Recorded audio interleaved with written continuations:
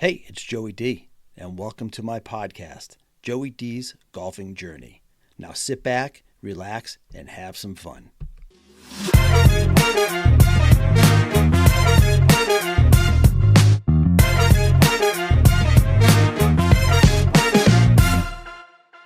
What up, everybody? Welcome back to Joey D's Golfing Journey, the podcast.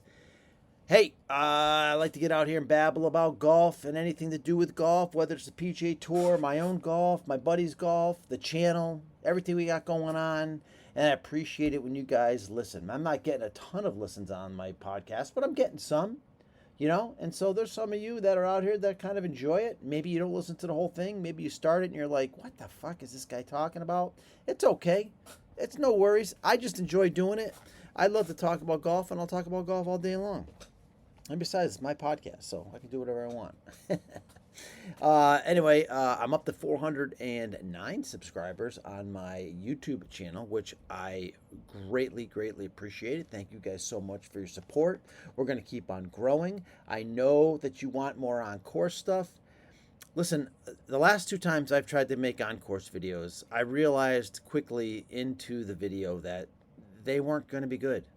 Not because the camera angles or anything like that. It's just that when I'm trying to film a group of us, like my foursome doing something, and my son's doing the videoing and he's playing too, and then we're trying to play these games, and the games are confusing, like Bingo Bango Bongo, and we were playing this game called The Commissioner, which was a pretty simple game to follow, but it can sometimes just be boring. And, my poor son, when he is playing and he's filming at the same time, he's running around trying to capture everybody's shots. And on top of that, play his own game. So that's why that how low we can go video, that scramble that I made, that's why the camera work was so good, because my son was there and all he was doing was the camera work. And then there was a video I made of me, just me, playing a round of golf when I shot 84. And I'm going to make another one of those, more than one. But, it's easy, I think, when just one person's being filmed. I don't want to eliminate JT and Kevin and stuff from the videos, which I'm not going to do. But we're going to have to come up with a different format rather than trying to capture all the shots and what have you. I'll think of something. Don't worry about it. But the videos are getting better and better, and I got some planned. We're taking the show on the road this weekend. Gonna play a course in South Hadley, Massachusetts. It's called Ledges Golf Course. It is an unbelievably fun layout. That's all I can tell you about it. It's always in good condition, but the layout is so much fun. A lot of risk-reward holes. I usually do not take on the risk because I don't hit the ball long off the tee. So, however, there is some really unique holes on this course, and I just love going there. I play there, a couple times a year maybe, and we just have a blast. So we're going to shoot a video there. JT and I are going to play, 1v1 match, and I got a magnet thing for the golf cart for my phone. So now I should be able to just turn the phone, and be able to film shots a whole lot easier than relying on my son, who's not going to be there Saturday. But even when we play on a regular basis, I think having this magnet for the cart with the phone is going to make making videos a whole lot easier. So I am doing things to constantly try to improve and bring some cool shit to you guys out there on the Joey D's Golf Journey YouTube page. So we'll be working on that. And then Sunday, I'm playing a course in Portland, Connecticut called Quarry Ridge. I may try to shoot something. We'll see. We'll see what's going on. Maybe it'll just be a video of me playing 18 holes of golf. I don't know. I'm gonna try something. I got all kinds of ideas that I want to do. Unfortunately, we are already in September here in New England, and we're only probably looking at, we play all the way through. Usually we get to about the end of this, middle to end of November, and then it just gets too cold. Now, the way they're talking about this El Nino winter pattern for this year, it looks like it's supposed to be a cold and snowy winter here in the New England area. However, they say that shit every year. They do. They say it every year that it's going to be cold, it's going to be snowy. Well, I'll tell you what. Last year we didn't have a lot of snow, but it was cold as a bitch, right? So really didn't get much winter golf in, and the videos that I made, you guys saw, was me making videos of doing simulator stuff. I need to be able to get a hold of some equipment to do some reviews and things of that nature. Um, and I'll look for any kind of ideas for winter golf stuff for the simulator. If we can get out on the course, you guys can offer up some of your ideas, what you'd like to see, whether it's reviewing some clubs or what have you. Mind you, unless I partner up with some companies, and I can't do that unless I get bigger on my channel, right? I don't know what the magic number is for that. I saw a guy out on YouTube who is a 20, like a 21, 22 handicap. He's got like 10,000 followers. He's getting 40, 50,000 views. Those are numbers that I got to get to, I think, to be able to really talk seriously to some of these, equipment providers. I mean, I reached out to McGregor Golf a while back because I wanted to try to do a thing with their hybrids. And they looked at my channel and they went, no, not big enough.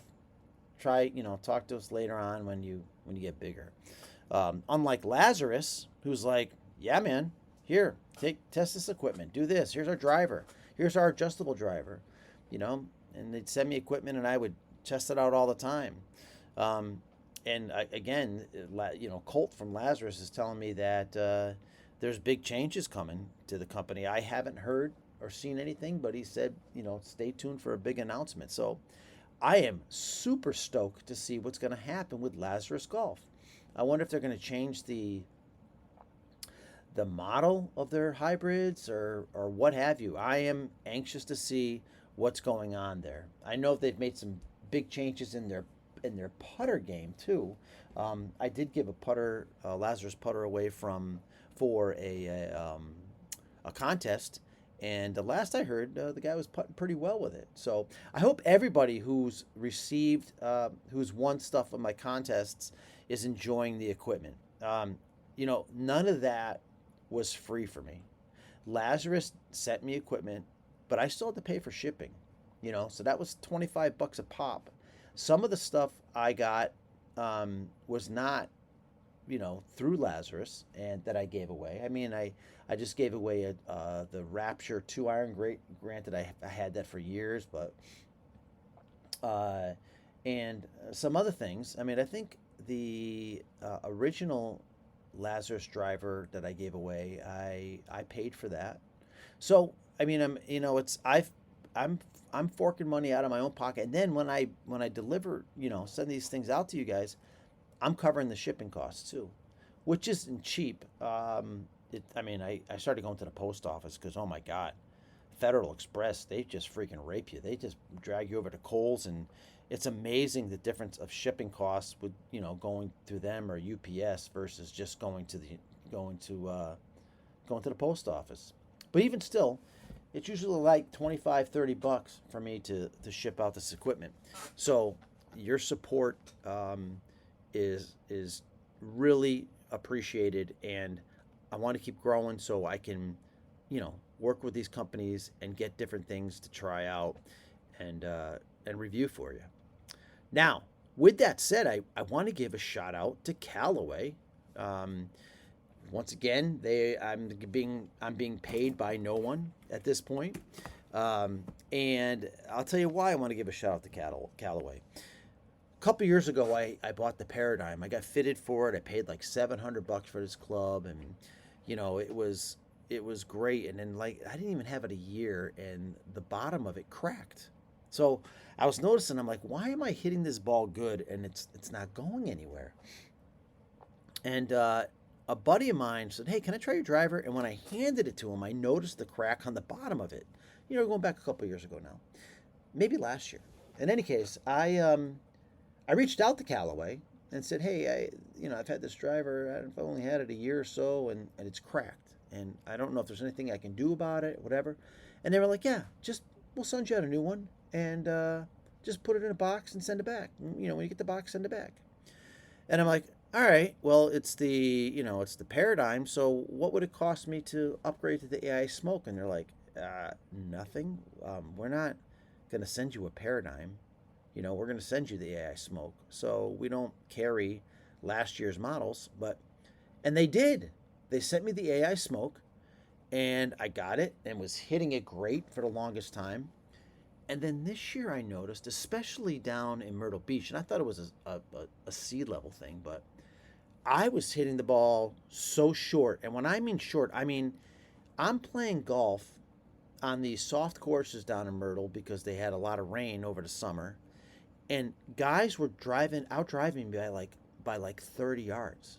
I mean, I would hit a good drive, and it would carry like 180.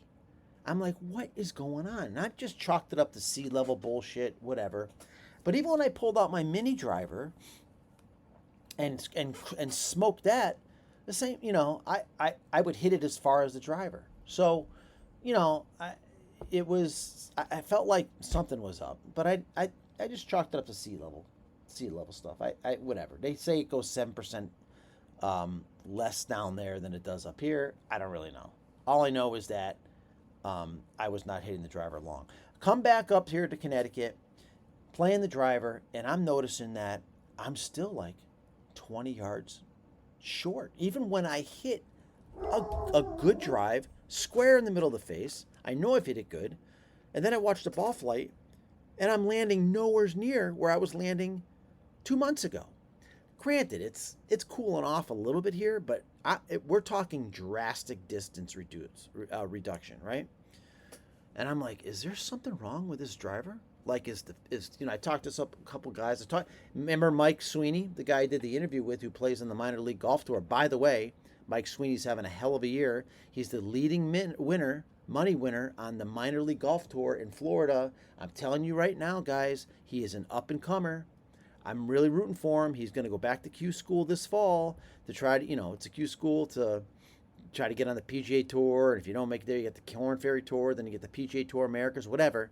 Hopefully he'll get his card on one of those tours. He's won a couple of really big tournaments for the minor league golf tour, like majors. And like he just won one a couple weeks ago, and it was $8,000. And for a small tour like that, that's a lot of money. So he's leading that money list right now. This year he's won like $42,000, and we're in October, so he's got some time left, and we'll see how it goes, with the rest of his year. But he is striking the ball well. Tells me he's struggling with his driver, but I don't know, and struggling with putting. And I'm like, well, geez, you're shooting freaking 65, 66s, and you're telling me you're not putting good, and you're struggling with your driver. You must be striping it everywhere else.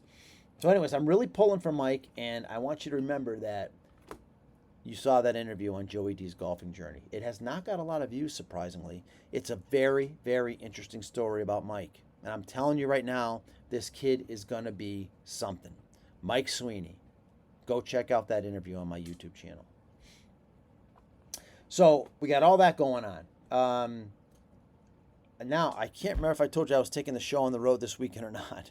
I've been babbling on for so long. But I'm going to say it quickly again if I haven't already said it. Saturday, I'm going to South Hadley, Mass. I'm playing a course called Ledges. It's a great course, great layout. I did tell you about this, risk reward and all that stuff. Right, it's a great course. And Sunday, like I said, I'm pretty sure I said this already. We're going to go play Quarry Ridge in Portland, Connecticut. And we'll get some on-course stuff going there. I think I'm gonna come up with a highlight video from some previous rounds, maybe to show some short game stuff with the hybrids and how versatile they are. Trying to piece together some stuff. The last couple on-course video things that I've tried to do. I'm gonna tell you something, folks. When you're working with a GoPro and a phone, it's really tough to film. It's really tough to film groups of like all four of us, okay, or three of us, anyways. Because my son doesn't really get on camera, and he does the filming, but it's tough because he plays too, And as a matter of fact, I think the best video that we've done is the how low you can go one when we played the scramble from the green tees, because my son didn't play, he just came there and filmed, and and you know, that video came out great. But it seemed like we made another video where it was just me, and I said, hey, come play 18 holes of golf with a 10 handicap. That's got a lot of views too. um, Ironically, the video that I have the most views on is me just sitting around talking about Lazarus irons. The very first video I ever made. I got like 8,000 views on it. Well, I know we're not talking 40, 50,000 views, but I know I'm going to get there. I know I'm going to get there because the support I get from the subscribers now is tremendous. Um, I finally I've gotten rid of all my clubs, right? So all the giveaways right now are, they're kind of at a standstill until I can get some subscribers, I can work with some club manufacturers, and I can get some more equipment. But I'm going to need your help to do that. So please like and subscribe on my channel. All right, let's move on to some other stuff. How about the fact that Tiger Woods was seen hitting balls on the driving range at Liberty National the other day? What does that mean, right? Now, I don't know if it means his return is imminent for 2026. I don't know how he's feeling. Tiger's a very private guy. And I tell you what, I've been listening to a lot of audiobooks. And man, oh man, some of the shit that Tiger, the type of person that he is like, he's fucking ruthless. I mean, he's a great golfer. I'm a huge fan. But man, once you cross him, and you know what? You don't even have to realize that you cross him. You are cut out, done. If he just feels like he's done with you, you are kaputs, and he literally doesn't ever talk to you again. Now, I don't know, these books I do audiobooks. These books that I've been listening to, was the guy who used to, manage him at IMG. I don't even think they're in business anymore. Before Mark Steinberg. Is that Mark Steinberg? I think that's the name of his manager now. But they're great books. This guy did a book on that. He did a book on he did another book about IMG. So one of them was about him and Tiger Woods. The other one was just about him working at IMG and how the history of that company. It's very, very interesting. They were the first ones to really come into the game of sports management, and it all started with Arnold Palmer and a handshake. Right, so I would recommend those books. I can tell you the names of all of those books. Let me go to my audio library here, and I can tell you the books that I have been listening to. So right now I'm listening to a book called The Second Life of Tiger Woods. Kind of gets into his off-course stuff. I listened to a book called Rainmaker, which is the one that it's written by Hughes Norton. It's read to you by Hughes Norton. And that's the one he talks about when he managed Tiger Woods and how everything that they went through there. I listened to the book that Alan Shipnuck wrote about Phil Mickelson. I listened to the book that it was it's weird. It was an autobiography because David Faraday worked on this book with John Feinstein. But John Feinstein reads the book, and he talks about David Faraday in the third person. So I don't know if you want to call that a biography or an autobiography, but Faraday had a big part in the book. Okay? Another good book that was written by Stevie Williams, not read by Stevie Williams, but it was called Together We Roared, about his relationship with Tiger Woods. Those are just some of the titles that I have gone through, and they've been great books. And right now, like I said, I'm listening to The Second Life of Tiger Woods. I just started it. And, this is stuff that we already knew, like, about Tiger Woods. We knew happened. But you really get, like, an insider's look at the life of some of these people, like Phil Mickelson and Tiger Woods and David Faraday and I'm tell you what, some of these guys, I mean, did some pretty rotten things. When I say rotten things, just not nice. You know, I understand. I can't imagine what it's like to be in their shoes, but for God's sakes, there's just no need to treat people the way some of these people were treated. Just no reason. No reason. You got guys that are making you rich, and you owe a lot to them because of that. Granted, you have the talent, you went out and did it, but when you have a good manager who promotes you, you make a shit ton of money. The contracts that Tiger Woods was signed to in the beginning of his career were unprecedented, for a golfer especially, and especially for almost any sporting person. But for a golfer, those contracts that he got negotiated with Nike and with Titleist and with American Express and all, it was crazy. For that back then, it was crazy. And then there was bonuses like, X amount of dollars for every major he won for the first year. Then that went up the second year. And it was like a 4-year deal. And by the time he got to the 4-year deal, every major he won was worth like $950,000 extra in bonus money. It was crazy. It's a great book. You should listen to it. And that's the one that was written by Hughes. So that I'm talking about Rainmaker.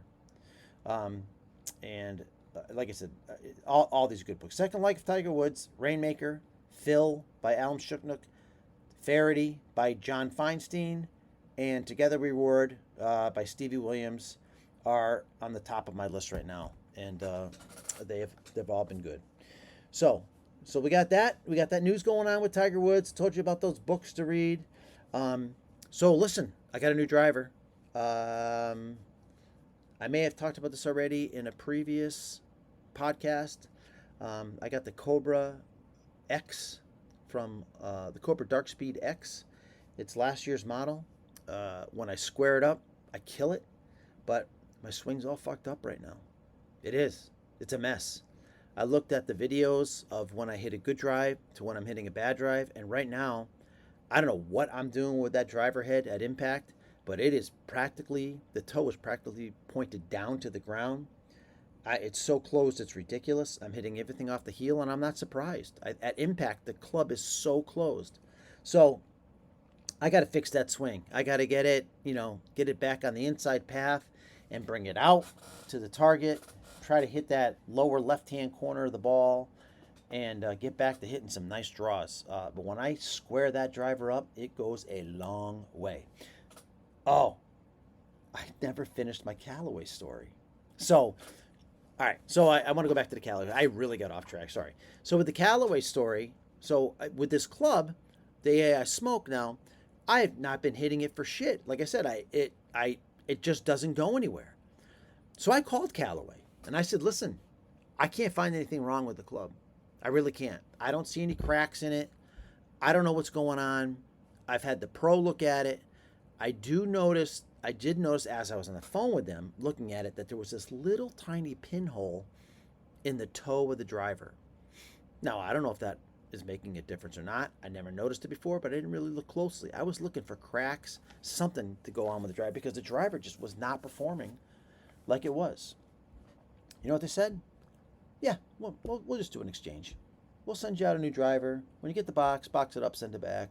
I already sent me the label. I haven't gotten the driver yet, but that's the way Callaway customer service is. Now, maybe TaylorMade's the same way. Maybe Titleist's the same way. I don't know. I have played Callaway drivers for so long that when I deal with Callaway, they just take care of me. I don't know what else to say. No questions asked. Granted, it probably doesn't cost them a whole lot of money because, they're making a killing with everybody buying their drivers anyway. But, I mean, I don't have to pay a cent. I even told the lady, I said, look, I don't know if there's anything wrong with this driver. It could be just me.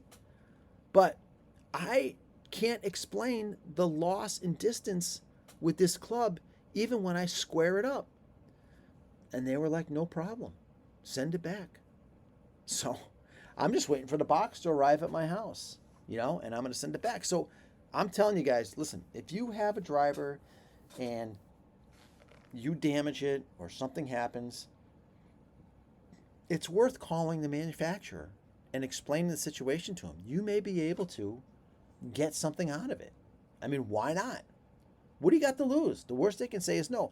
Like when I reached out to McGregor to try to get them to partner up with me on my YouTube channel, they said no. But I bet you when I get maybe, I don't know how many subscribers I need to get. I'm going to try again when I get to 1,000, and I know I'm going to get to 1,000. I know because I'm watching other content creators out there. I'm seeing what videos they're making that people seem to like, right? And so I attempted, like I said, to try to make a couple videos over the last 2 times, and I knew halfway through it or a quarter way through, whatever, I'm like, this is not going to be a good video. This is not going to, I tried to do one with Bingo Bango Bongo. I tried to do one with a game called the Commissioner. It's just too hard to film all the guys, especially for my son who does most of the filming, and for him to be playing at the same time. It's just too difficult. And then you're on top of that, you're trying to add a game, and I'm trying to explain, as it's going on. So I'm going to just stick to the golf, right? And I'm going to do some different things. I'm going to play a round of golf from the front tees to try to see how much distance makes for your mid-handicap golfer. I'm up to an 11.5, dude. I started this year at like an 8.2, and I am up to an 11.5. I'm having one of the worst years of my life, and I can't explain it. I can't get through a round without having blow poles, which is something that I never used to do. I've had 2 rounds this year without double bogeys in it. Only 2. I probably posted 40-something rounds. But ironically, and I remember the scores, the first round with no double bogeys was an 82. The second round with no double bogeys was actually done in Myrtle Beach on the last day of Panthers Run, and I shot 83. Okay? And so that was a par 72. So I had 11 bogeys and 7 pars. Right? And the 82, that was on a par 70. So that was 12 bogeys and 6 pars. No birdies. No birdies. Actually, I think at Panthers Run, the last day, I did have a birdie. I did, and still shot 11 over. But I had no doubles. I was so proud of not having double bogeys. Now, there was times back in my golfing, if you want to call it career, it's never a career, I've always done it for fun, but there was times back in the day when I was a 4 or 5 handicap, I would go rounds and rounds and rounds and rounds without having a double bogey. I'd always make bogeys, but I can't tell you how many. I mean, I'd go 10, 12, whatever. It didn't matter. I was down to like a 5 or 6 handicap, and I wouldn't make double bogeys. I just always played smart. I played a nice little fade out there, and my problem is I started chasing distance. When I started chasing distance, I fucked myself all up. I did. And I need to get past that. I used to hit a nice power fade. I can't even hit that anymore. The power fade is, whenever I try to do it, it just turns into a dead slice. So whatever swing I had back in the day to hit a power fade, I have to relearn that. But I like hitting a draw. It goes further, and normally I can count on it. But this year I haven't been able to. And so it's been a struggle off the tee. And when you're struggling off the tee, now you're trying to save a score. And rather than just hit it down the middle of the fairway and get the next shot up around the green and chip on and make your par, or hit the green and make your par, or make birdie. Even hitting it down the middle of the fairway doesn't guarantee anything for me. I mean, I can't tell you how many double bogeys I've made without being in a sand trap, without being in the woods, without being in a penalty area. Just, I don't know, like I just will flop a shot, scull a chip, I don't know, get on and 3-putt. It's crazy, and it annoys me. Speaking of putting, I got that new TaylorMade Spider S 38-inch putter. Oh my God, Oh my God, best putter I've ever had. I'm gonna make a video where I'm showing you guys some putts on that too.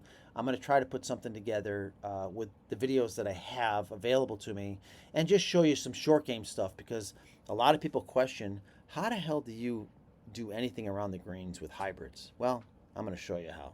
I'm gonna show you, just put a highlight reel together. So look for that soon. My son is in Rhode Island this week, and he filmed with the GoPro. He's got the card with the videos on it. So I got to wait to get that from him. On top of that, we're gonna have the video that I'm gonna make at Ledges on Saturday, probably something on Sunday, and then next Thursday I'll be playing my home course from the forward tees. Basically, the title of the video is going to be how much distance, how much can different distance make a difference for the mid handicap, and basically I can't add 30 yards of distance off my tee overnight, but I can if I move all the way up to the front tees. And we're going to see what I shoot. We'll see how low I can go. If I don't shoot in the 70s, I'm going to be upset, right? It's crazy because it plays really short. There should be no reason for me not to break 80 on that video. So look for that. So you got at least two more videos coming out soon. I'm also trying to line up a video with a guy who's a scratch golfer at my course. His name is Matt Easton. You've heard him give him shout outs before in videos about being in club championship. He's a great player. So it's going to be basically, hey, I'm me playing, high or mid handicap playing against a scratch golfer. How much difference? How important is your handicap? You know what I mean? Something along those lines. Can I beat him with my handicap? And I think I can. I think I can do it. If I play my best game, if I play how I know how I can play, I can win. Like I used to be able to, at score wise, be able to keep up with these guys. I can't anymore. But I still feel like that game is in there. And I know you guys all feel like that game is in there, right? You go out there and you're like, I'm going to play a great round today. Because you did it. You have that great shot, that shot that brings you back all the time. I know some of you guys go out there and you're like, you know what? I shoot in the 90s, whatever. That's what I shoot, blah, blah, blah. But you're still always out there trying to do your best. And you know you can do better. You just know it. That's what makes this game such a great game. You're playing against yourself and the course. And you know that you're capable of playing better golf.